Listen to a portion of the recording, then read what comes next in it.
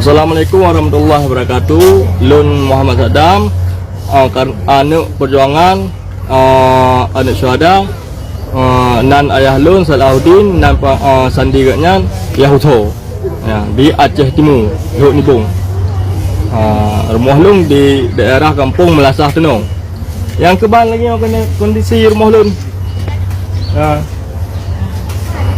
Yang lainnya kondisi rumah lun.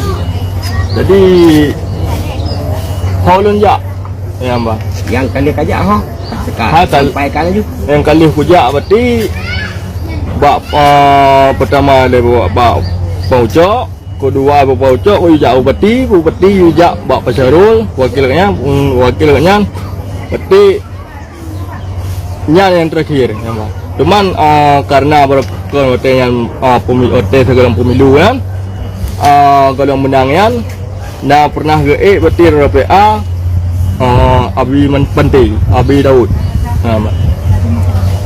Karena ilung reganya ke gedung RPA aku fikir katnya urung perjuangan rasa karena lung urung pengai mejak kenan nyaman mejak kenan buat leke rumah nyaman mantuan rumah bek buduk ada tetanggui nyaman rupa ji hana gejuk penjanjinan kabare kejut nyamban akan tahu usaha untuk rumah padahal hana sampai nuhat sampai ke nyang karut ke hai karut ketika turun nyamban dari ketua sampai turun ke ke anggota hana tanya hana kejut dan pang lain pih yang hayat so mudaki mana yang ketua PA nutulung saat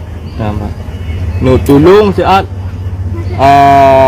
nabi mantuan sabah rumah lun anak kalhe kudu atuh tanggui okon hana tano na tano hipa Kak Bosa nyampi sedekah hurung si BO.